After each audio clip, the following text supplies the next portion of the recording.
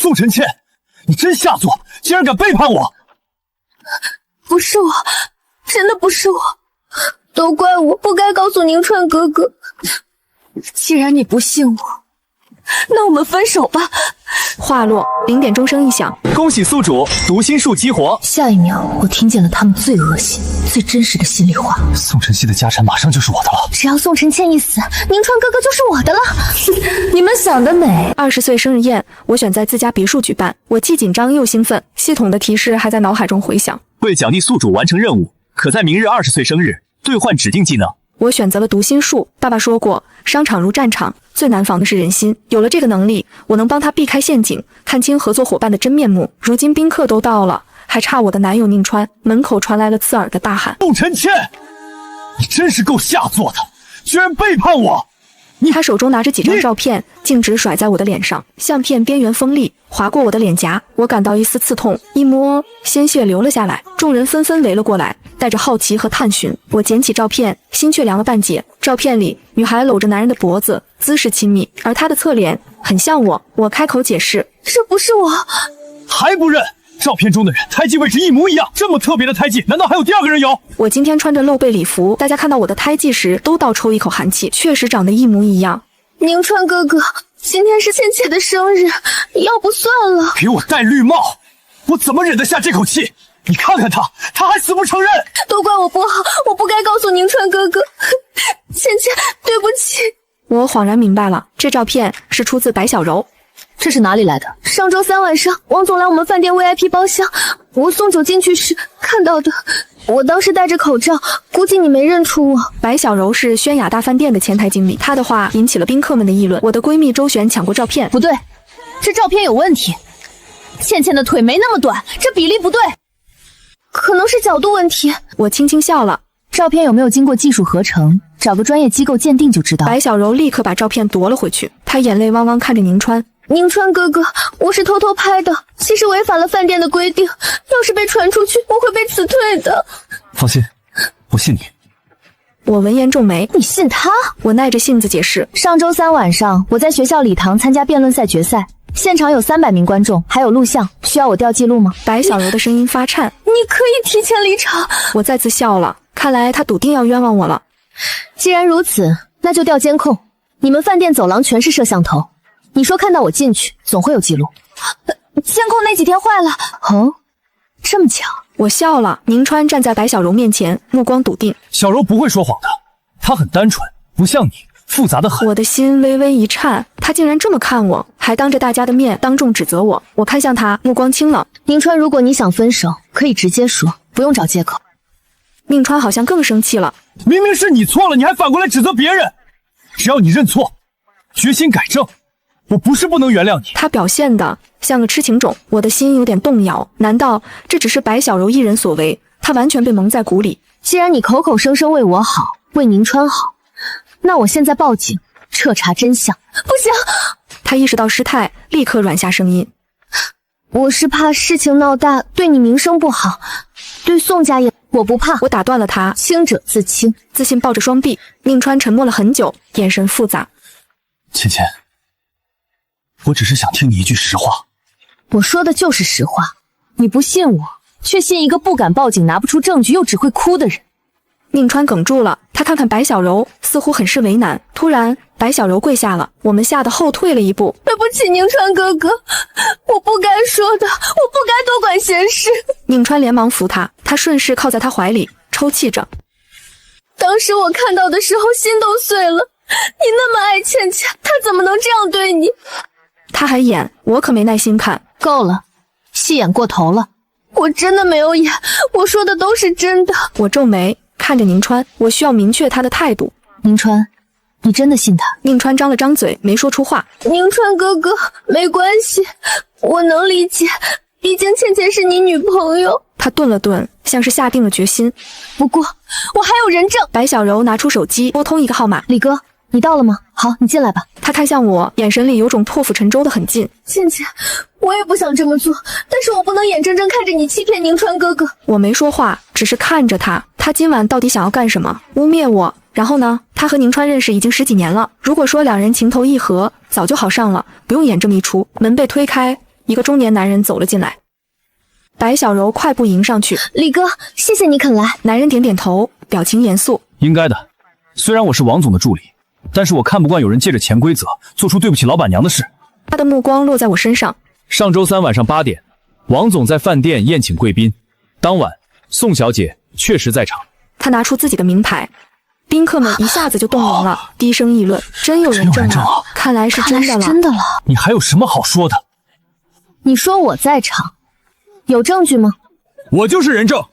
那天晚上我送文件给王总，正好撞见你从包厢出来，你当时衣衫不整。宋小姐，你还年轻，一时犯错可以理解，但是不值得被原谅。王太太正怀着孩子呢，她要是知道该有多难受。如今真相大白了，倩倩，你快认了吧，我们都是你的朋友，只要你决心改过，我们会接受你的。我冷冷一笑，眼神不屑。谁是你的朋友？我邀请大家，唯独没邀请你，你是哪来的脸出现在这里？宋晨倩，你够了！你不敢面对小柔，就是心虚。如今人证物证都有了，你还在装什么？他冲过来，抓住我的肩膀，力气很大，我疼得微微皱眉。只要你认错，我都可以既往不咎。你非要一次又一次践踏我的尊严和信任吗？他眼眶红了，似乎真的很难受，但我没动，只是看着他。这个男人为了一个漏洞百出的谎言对我动手，他到底是蠢还是别有用心？我冷漠盯着他。放开！宁川一愣，手上松了劲。我正脱开，走到李维面前。你是王总的助理，我怎么从来没见过你？李维愣住了。很巧，我确实认识王峰，他是我爸的合作伙伴，看着我从小长大的。他承认了。我承认什么了？我认识王峰就代表有私情吗？我自信笑了。我还认识王太太，有她的联系方式呢。白小柔突然捂住了嘴巴。你该不会想告诉他真相，让他受刺激，害他流产吧？欣欣，这种丧良心的事你不能做。我忍不住大笑，拿出手机拨通了电话。王太太的声音传了出来：倩倩，这么晚打来，有事儿？带着熟悉的爽朗。王阿姨，有件事想和您确认。您认识李维吗？他说他是王氏集团王峰的助理。我先生的助理没有叫这个名字的，你小心别被人诈骗了。全场的目光锁定在李维身上。我继续问道：那上周三晚上8点40，王叔叔去了轩雅大饭店吗？在啊，我也在，请客户吃饭呢。你怎么突然问这个？那天晚上您见到我了吗？你这孩子，上周三你不是在参加辩论赛吗？还拿了冠军，你爸特意打电话跟我炫耀呢。话到如此，没必要继续了，挂断电话。李先生，你从哪里来的？我可能记错了，我老板不是王峰，是汪峰。记错了，连自己老板都不认识。李维说不出话，他看向了白小柔。是不是有人花钱雇你，让你假扮王峰助理来污蔑我？李维立刻摇头，却擦了擦头上的冷汗。没有的事儿。他突然转身就跑，撞开2个宾客，冲向门口。没人拦他，也没必要。他的表现已经了然，所有人的目光再次聚集在了白小柔身上。也许我和他都看错了，把别人错认成你。他脸色惨白，下一秒，他突然抬头，眼中闪过一丝疯狂。但有一件事是真的，宋晨倩怀孕了。上个月她去过医院流产，不止我一人看到了。又来了，他还真没完没了了。周璇，你也看到了对不对？周璇愣住了，他没有说话，因为他确实在医院看到我了。他一直没提起，是为了保护我的隐私，没想到会被白小柔目睹到。见到我的闺蜜也哽住，大家再一次动摇了。流产？她不是要和宁川订婚吗？估计不是宁川的孩子吧？议论声变小后，我开口说道：那天我确实在医院。白小柔得意一笑：我只是痛经而已，反倒是你好像刚做了手术。白小柔眼眶泛红，她急得辩解：颠倒黑白，痛经的人是我。你明明在人流手术室门口，我看到你从手术室出来还捂着肚子。你老实说，这孩子是谁的？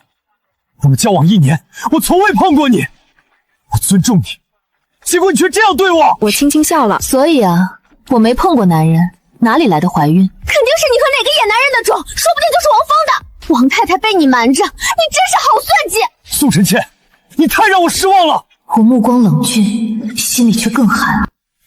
宁川不是傻子，但是他一次又一次选择相信白小柔。今晚这件事他肯定参与了，只是一个唱红脸，一个唱白脸，他负责逼我认错，白小柔负责递刀子。我看着他，眼神决然。宁川，既然你不相信我，那我们分手。宁川惊呆了，他的嘴巴张了张，又合上，像一条被甩上岸的鱼，脸上的表情从愤怒变成错愕，又从错愕变成慌乱，最后定格在一种我从未见过的茫然上。我没想过分手，我们两家都在商量订婚了，你怎么能这么任性？任性？那你为什么一直信他却不信我？宁川摇着头，语气里带着一种让人窒息的笃定。小柔，他天性善良，从不撒谎。我们认识10几年了，他是什么样的人我最清楚。我不信他举证这么多次，都是误会了你。我苦笑，他宁可相信一个屡次说谎被识破的人，也不相信自己的女朋友。那些漏洞百出的谎言，换做任何一个人都能看出破绽，可他却像被蒙住了双眼，心甘情愿地往坑里跳。这种感情不要也罢。我懒得再跟他废话，转头看向白小柔，目光冷得像淬了冰。你说我流产，那证据呢？白小柔被我的眼神吓了一跳，下意识地往后退了半步，但她很快又稳住了，指着周旋，声音尖利的像指甲划过玻璃。他就是人证，他亲眼看到你从妇科出来，脸色苍白，捂着肚子。我只是看到倩倩在妇科楼，没确认她做了什么检查。而且那天倩倩脸色不好，我以为她是生了什么病，没好意思问。你当然维护她，你们是闺蜜，她给你挡过刀吧？你当然帮她说话。白小柔阴地笑了，嘴角挂着一丝得意的弧度。我叹了一口气，何必呢？这么拙劣的谎言也敢拿出来丢人现眼。我拿出手机，不紧不慢地打开医院的微信公众号，指尖在屏幕上滑动，每一下都像是在宣判什么。这是我的检验报告和医嘱信息，上面清清楚楚写着患者宋晨倩，诊断原拆性痛经，没有怀孕，没有留人，下面还有医生的电子签名和医院的红章，日期也对得上。白小柔呆了一呆，瞳孔猛地收缩，随即她尖叫起来。不，这是假的！你肯定 P 图了，你早就准备好了，对不对？医院的微信公众号数据直接从医院系统同步，我怎么造假？你要是不信，我现在就可以登录医院的官网，让你看看电子病历。倒是你，我话锋一转，周璇已经否认了，你的证据呢？除了你的一面之词，还有什么？白小柔咬着嘴唇，嘴唇都被咬出了血印，她的手指紧紧攥着裙摆，指节发白。她想说什么，但一个字也挤不出来。我盯着她，一字一句，像是在宣判。你一而再，再而三地污蔑我，从 P 图造黄谣到雇假证人，从说我怀孕到说我流产。如果没有证据，我一定告你诽谤。白小柔踉跄后退一步，她下意识地看向宁川，眼神中满是求助和恐惧。宁川的眉头皱得很深，他的表情很复杂，不是解除误会后的轻松，也不是恍然大悟的释然。眉头紧锁，嘴唇紧抿，额头上甚至有细密的汗珠渗出来，反而有种失控的焦虑。他怕的不是我受了委屈，而是事情闹大了没法收场。终于他开口了：倩倩，小柔也是好心，怕我被骗。既然一切都是误会，那就算了，大家都是朋友，何必闹得这么难看？传出去对谁都不好。我冷哼一声，不能算。他费尽心机演这么一出大戏，我倒是好奇，他到底图什么？我看向白小柔，白小柔，你选择跟法官解释，还是跟我们解释？白小柔没有开口，眼珠子转得飞快，她在犹豫，在思索，在找退路，额头上青筋都冒出来了，嘴唇哆嗦着，像一条被逼到墙角的蛇。倩倩，过分了！小柔都道歉了，你还想怎么样？大家都是熟人，抬头不见低头见的。我冷笑一声，此时墙上的钟表指向了12点，古老的座钟发出沉闷的报时声，一下一下敲在我的心坎上，像是命运的倒计时。脑海里突然炸开一个声音，不是从耳朵里听到的，而是直接在大脑中炸开，像是有人在我的意识深处说话，每一个字都清晰的可怕。恭喜宿主成功兑换技能读心术，技能已激活，有效期永久，使用方式意念开启或关闭，可针对单个目标或范围接收。轰隆！下一秒，信息如狂风暴雨，瞬时涌进我的脑海，无数声音同时涌入，尖锐的、低沉的、好奇的、恶意的、同情的、冷漠的，所有的声音在我脑子里炸开，像是100个人同时在我耳边嘶吼，又像是一个巨大的收音机突然被调到了所有频道的交汇点。我下意识地捂住头，身体晃了一下，差点没站稳，眼前发黑，耳边的真实声音和脑海里的心声混在一起，分不清哪个是哪个。周璇赶紧扶住我，声音焦急：“姐姐，你怎么了？脸色好差。”我勉强稳住身体，努力适应这突如其来的信息洪流。没事，有点头晕。宾客们的心声最为喧闹，像一群麻雀在脑子里叽叽喳喳，吵得我太阳穴突突直跳。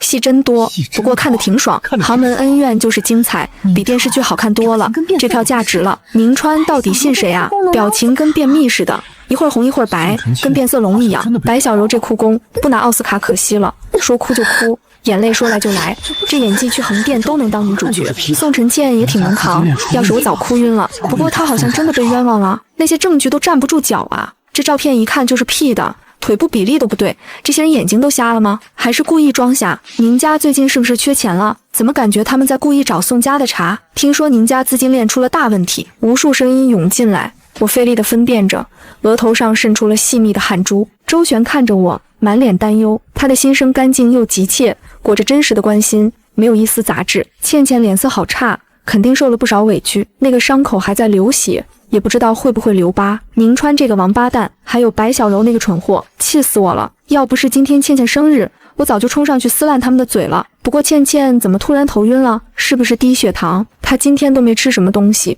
等会儿得给她弄点吃的。周璇的心声让我心里涌上一股暖意，有这样的朋友真好。我的视线越过他，落在宁川身上，他站在3步之外，表情带着焦急和懊悔，眉头紧锁，嘴唇紧抿。他的手指无意识地在裤缝处来回摩擦，这是他的一个小动作，每次紧张或者焦虑的时候都会这样。额头上的汗珠越来越多，在灯光下闪闪发亮。我集中全部注意力去听他的心声，起初是一片模糊的杂音，像是收音机没调好频，但很快声音变得清晰起来，每一个字都像是在我耳边低语，带着一种让人恶心的真实。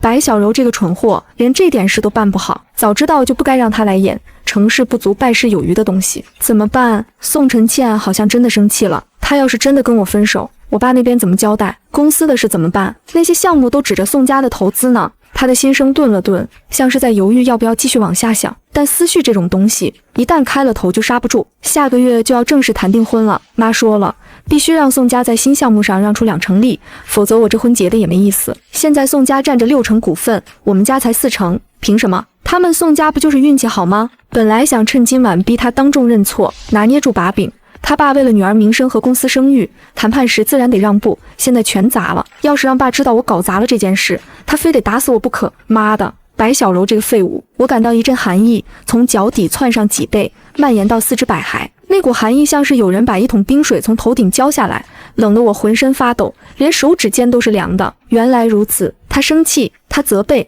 他当众羞辱我，不是因为什么背叛和绿帽，而是为了利益，为了在订婚谈判中拿捏宋家，让宋家在项目上让利。他想让我当众认错，这样我就成了有过错的一方，宋家就欠了宁家一个交代，谈判桌上自然要退让。我还以为他被白小柔蒙蔽了，以为他只是太信任那个青梅竹马才会做出这些事，原来他不是蠢，他是坏，坏的透彻，坏的明目张胆，坏得让人恶心。我的视线转向白小柔，她站在宁川身后半步的位置，脸上挂着担忧的表情，手还在微微发抖。她的眼妆已经哭花了，黑色的眼线晕开在眼周，看起来有些滑稽，像一只被雨淋湿的熊猫。我竖起耳朵去听她的心声。宁川刚才的眼神，他是不是讨厌我了？他看我的时候眉头皱了一下，不可能，他最吃我这一套，只要我哭一哭他就心软。不管怎样，绝对不能让宁川和宋承倩结婚，一旦他们订婚，我就真的一点希望都没有了。我认识宁川10几年了，凭什么便宜一个后来居上的女人？只有宋承倩身败名裂，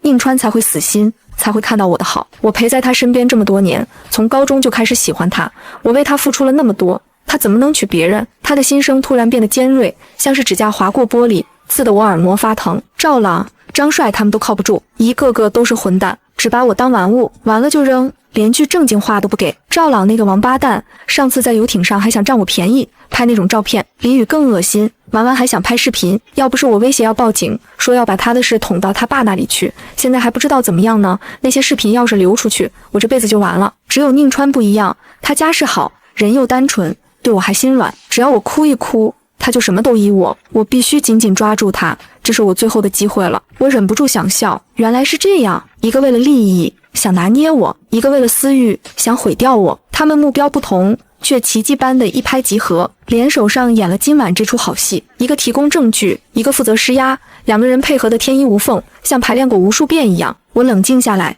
内心变得清醒和坚硬，像是有一层薄冰覆盖在心脏表面，把所有柔软和脆弱都封住了。那些曾经的感动、信任、爱意，在这一刻全部碎裂，化作冰碴子扎在心上。他们想玩阴呢，想用诬陷把我打入谷底。好啊，那我就用他们最擅长的方式陪他们玩到底。只不过这次游戏的规则由我来定。倩倩，你大度些，小柔已经知道错了。今天是你的生日，别让这些事坏了心情。我抬起手制止了他未出口的话。算了，我不追究了。宁川愣住了，眼中闪过一丝惊喜，随即又努力压了下去，装作平静的样子，但他的嘴角还是忍不住微微上扬了一点点。但他的心声却出卖了他，响亮的像在广播里喊：他真的不计较，果然他还是爱我的，他舍不得我。我就知道宋晨倩心软，哄一哄就没事了。女人嘛，都是这样，给个台阶就下了。项目还有希望，订婚还能继续谈，只要我哄哄他，他肯定会回心转意的。回头让妈买点礼物送过去，这事就翻篇了。倩倩，他急切地上前想握我的手，我后退半步避开了，他的手僵在半空，脸上的表情有些尴尬，但很快又恢复了温柔的模样，像什么都没发生过一样。我抬眼看他，努力让眼神显得空洞又受伤。我只是累了，声音里带着一丝疲惫，不想再吵了。好，不吵了。今天是你生日，别让这些事坏了心情。我们吹蜡烛，许愿，好不好？3层高的蛋糕还完好的立在那里，奶油花朵在灯光下泛着柔和的光泽，蜡烛还没点，静静地插在奶油里，像一排等待检阅的士兵。我看向白小柔，她虽然低着头，但是心声却很激烈，像一锅沸腾的油，咕嘟咕嘟往外冒。不追究，她装什么大度？她肯定在打什么主意。宋晨倩这个人我最了解，他不可能就这么算了，不行，不能让他们就这么和好了，我得想办法。宁川刚才看他的眼神，那个眼神不对，他好像真的还爱他，不行，绝对不行。宁川哥哥，我好害怕，茜茜她是不是还在生我的气？她刚才看我的眼神好可怕。今晚都是我不好，我不该多嘴的，可是我真的只是担心你啊，我怕你被欺骗，怕你受伤，我真的好怕失去你。他一边说，一边不经意地朝宁川靠了靠，身体几乎贴上了他的手臂，他的手指轻轻搭在宁川的手腕上，若有若无地碰触着，像一条蛇在试探猎物。宁川身体一僵，下意识地想避开，但看着他哭红的眼睛，动作又停住了，只是眉头皱得更紧。他的心声又在想，小柔虽然没办成事，但她确实心里有我，她冒着被辞退的风险告诉我这些，也是关心我，我不能太伤她的心。她从小就没有父母，挺可怜的。她心软了。白小柔意识到这点，她靠得更近了，几乎整个人都贴在宁川身上，头轻轻靠在他的肩膀上，像一只撒娇的猫。宁川果然最吃这一套，只要他还可怜我，我就还有机会。宋晨倩那个冷血的女人，哪有我会哄人？不过今晚搞砸了，得想别的办法，不能让宋晨倩得意太久。下次我得找个更靠谱的证据，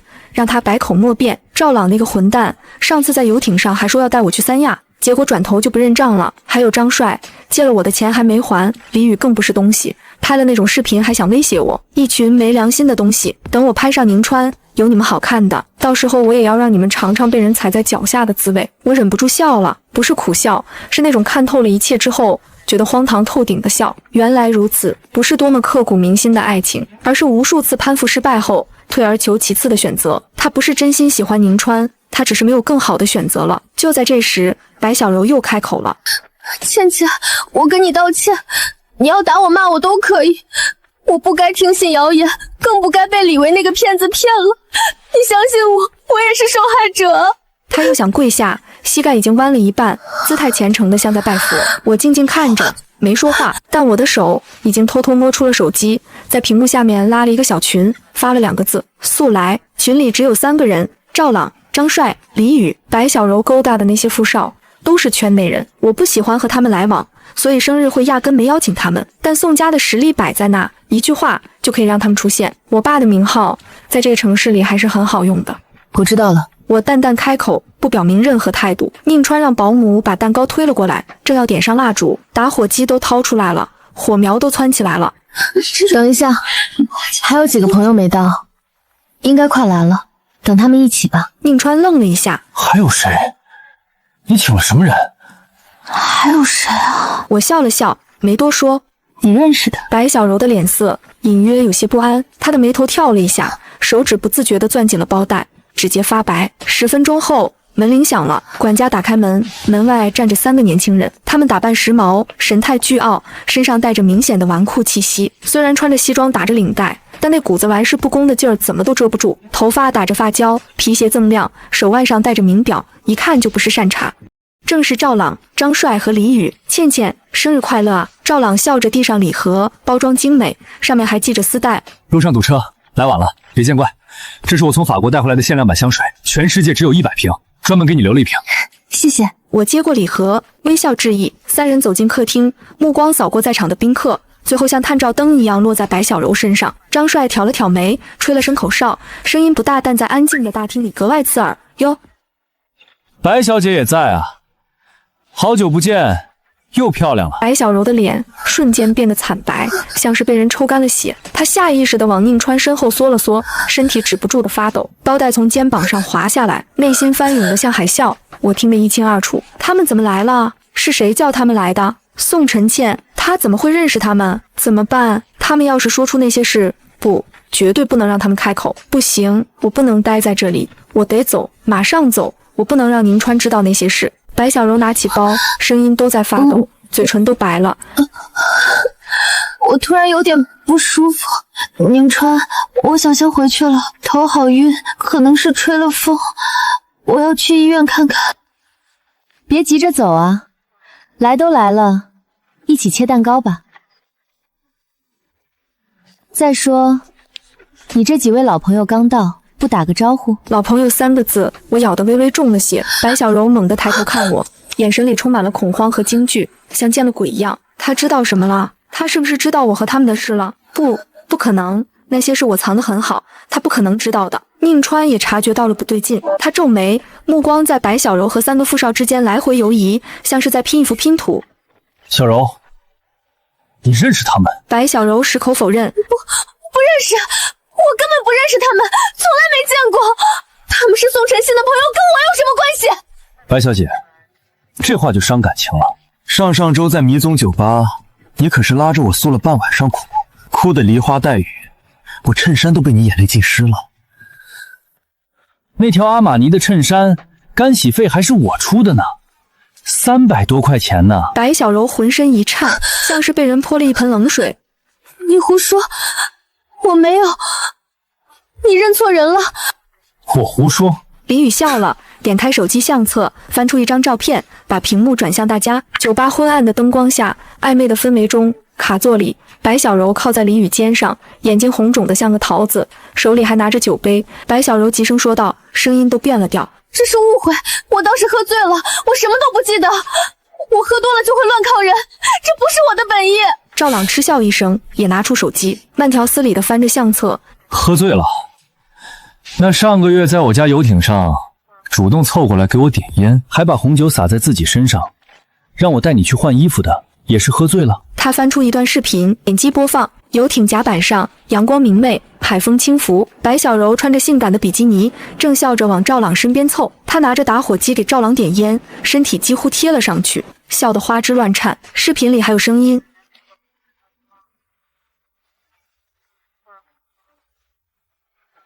还有我这儿。张帅懒洋洋地补充，上个月底，白小姐半夜给我打电话，哭哭啼啼说手头紧，想借20万，给你的现任男友买块表当惊喜，说是什么限量款的劳力士，错过就没了，过了这个村就没这个店儿了。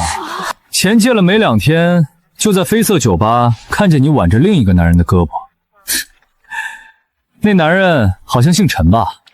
你说是你表哥，长得可不像啊，那手挽的。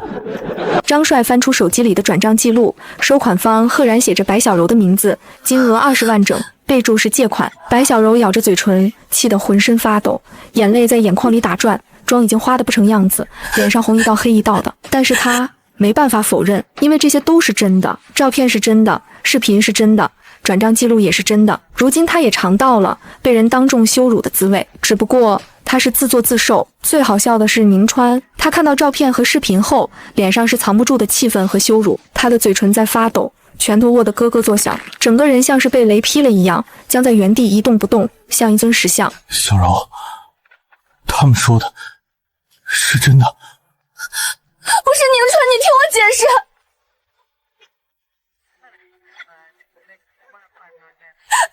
是他们逼我的，他们有钱有势，我得罪不起。我是被强迫的，他们灌我酒，我根本不知道自己在做什么。林雨像是听到了天大的笑话，哈哈大笑起来。强迫？白小柔，微信好友是你半夜主动加的我。撩拨人的话也是一套一套的，要不要放给大家听听？他点开了微信语音，把音量调到最大，白小柔娇嗔的声音从手机里传了出来，在大厅里回荡，每一个字都清清楚楚，像刀子一样扎进宁川的耳朵里。哥哥，下次带我去兜风可以吗？你开赛车的样子好帅啊！哥哥，什么时候再约呀？我新买了一条裙子，穿给你看。哥哥，你是不是不喜欢我了？为什么不回我消息？语音一条接一条，每一句都甜得发腻，语气从娇羞到撒娇，从撒娇到幽怨，演得比电视剧还精彩。白小柔捂住耳朵大叫：“别放！别放！”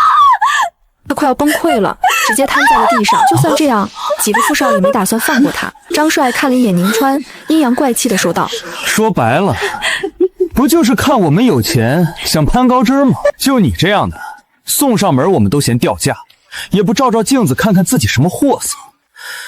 没想到高枝没攀上，转头又扒着宁川这棵青梅竹马树不放了。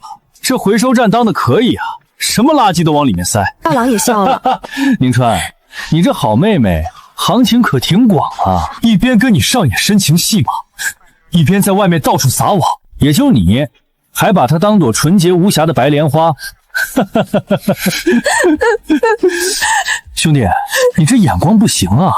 要不要我介绍几个真正的好女孩给你？轰！宁川踉跄了一步，差点摔倒，扶住了旁边的桌子才稳住。他再也无法保持风度了。原来他所以为的单纯可怜的小青梅，背地里竟是这般模样。原来那些眼泪和依赖不只是对着他，他对着每一个有钱的男人都这样。原来他才是那个被玩弄于股掌之间的傻子。他的脸色青一阵白一阵，嘴唇哆嗦着说不出话，像一条被扔上岸的鱼。突然他反应了过来，抬起头看向我，眼神中满是震惊和不可置信。倩倩叫他们来，他早就知道了。他什么时候知道的？他到底还知道多少？白小柔也反应过来了，她猛地从地上爬起来，像一头被激怒的母兽，转向我，眼中满是恨意和疯狂。宋晨倩，是你故意叫他们来的，你就是想羞辱我！他声嘶力竭，试图用愤怒掩盖心虚。你好毒的心，你不得好死！我微微笑了一下。你自己做过的事儿，现在知道是羞辱了，那你造谣污蔑我的时候，怎么不多想想？他张着嘴，却一个字也反驳不了。你，我上前一步，逼近他，居高临下的看着他。你处心积虑搞出今晚这一出大戏，不就是为了得到宁川吗？我和他要是结婚了，你就没办法麻雀变凤凰了，对吧？毕竟像宁川这种好骗的不多了。闭嘴！你胡说！宁川哥哥，你别听他胡说，我没有，他陷害我，他嫉妒我。白小柔想抓宁川的手，却被他下意识地躲开，像躲开一条毒蛇。这个躲避的动作彻底刺激了他，他红着眼睛，声音尖利的像指甲划过玻璃，完全失去了理智。宁川，你装什么无辜？这一切不都是你默许的吗？是你暗示我，只要抓住宋晨倩的把柄，你爸妈谈订婚条件才更有底气。现在出事了，你就想躲了？轰！这番话比之前任何证据都更具杀伤力，全场的宾客哇了一声，议论声像炸开了锅。原来是这样啊，宁家这大门大户的居然搞这种阴招。嘿，宁家2年前就开始落败了，现在只是强撑着。听说他们最近资金链出了大问题，急需宋家的投资。宋晨倩也是可怜，摊上了个破产富少，还被倒打一耙。大家的话毫不顾忌，像刀子一样扎在宁川身上。宁川羞愧不已，脸涨得通红，急得辩解：白小柔，你疯了吗？我什么时候说过这种话？你血口喷人！你没明说，但你就是这个意思。白小柔已经彻底崩溃，口不择言。你妈早就跟你说过，宋家这门亲事要结，但利益必须最大化。我伪造照片的时候，你还说小心点，别留痕迹，你都忘了吗？你还帮我选角度，说这个角度最像宋晨倩。你胡说八道，血口喷人！冲上去就想捂住他的嘴，两人拉扯在一起，一个拼命指控，一个矢口否认。宁川的西装被扯歪了，领带都松了，白小柔的头发散乱得像鸡窝，指甲上沾着血，昔日的青梅竹马，此刻像两只撕咬在一起的落水狗，什么体面什么风度全都不顾了。宾客们目瞪口呆，手机镜头悄悄举起，闪光灯此起彼伏，快门声咔咔作响，记录着这出惊天反转。就在这时，别墅大门再次被推开，管家领着两个中年男人走了进来，两人都穿着笔挺的西装，表情严肃，步伐稳健，一看就不是普通人。宋晨倩小姐，晚上好，我姓孙，是王总的特别助理，这位是王总的私人律师，张律师。孙助理态度恭敬。王总和王太太得知有人利用王总名义伪造照片污蔑你，非常震惊和愤怒。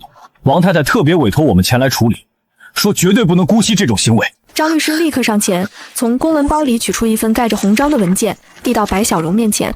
这是律师函，他的声音冰冷而专业，不带一丝感情。正式控章白小柔女士及任何可能参与的同谋，伪造图片，散播谣言，严重侵害王峰先生及宋晨倩小姐的名誉权。王总的意思是，绝不和解。白小柔呆呆地看着那份文件，整个人像被抽空了一样，眼睛里的光一点点熄灭，她最后的一根弦崩断了。不是我一个人，是他让我这么做的，我是为了他才做的。你们告他，别告我！他扑过去抓住宁川的衣领，指甲陷进他的脖子里，但是被对方一把扯开，重重地摔在了地上。这一次，他是真的哭了，嚎啕大哭，哭得像孩子，哭得上气不接下气。而宁川面如死灰，站在原地一动不动，像一尊石像。完了，一切都完了，项目没了，订婚没了，宁家的名声也毁了，爸会打死我的，妈也救不了我了。警方随后赶到，两个民警走进大厅，看了看现场的情况，拿出记录本。谁报的警？我报的。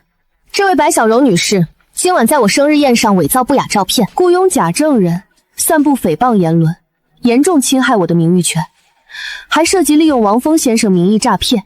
白小柔被带走了，她临走时那又哭又笑的样子，再也激不起任何同情，头发散乱。宾客们唏嘘着，议论着，也陆续散去了。有人走的时候还在摇头，有人边走边发朋友圈。偌大的别墅大厅只剩下我、周旋和宁川。周旋站在我身边，像一只护崽的母鸡，警惕地盯着宁川。宁川还僵在原地，脸色灰白，嘴唇干裂，像一棵被雷劈过的枯树，摇摇欲坠。慈心，你听我解释，我只是被我妈逼的，被白小柔骗了。你再给我一次机会，我是爱你的，我真的爱你。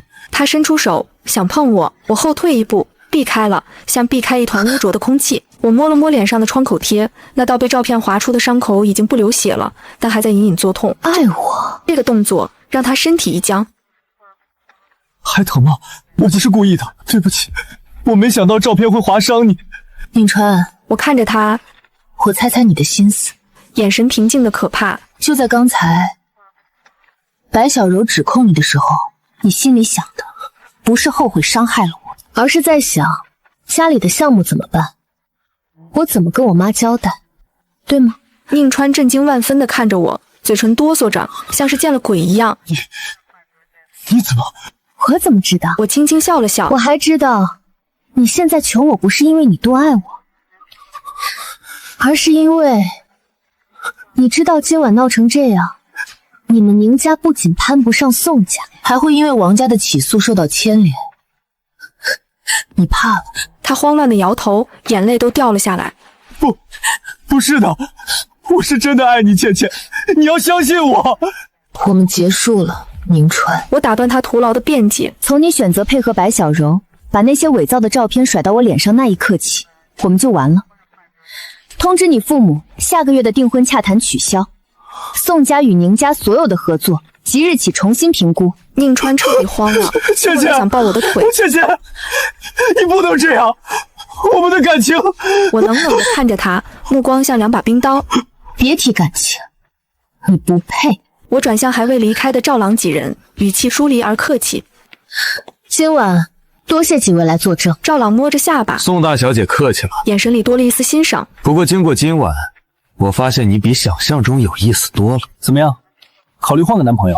我比宁川那小子强多了。张帅和李宇也露出类似的表情，目光在我身上打量。我扯了扯嘴角，笑容淡得像一阵风。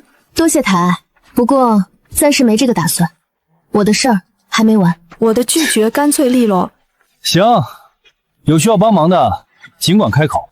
白小柔那女人我们也烦得很，到处勾搭，惹了一堆麻烦，早该收拾了。送走他们后，宁川还不愿意离开，他跪在地上抱着我的腿，哭得像个孩子。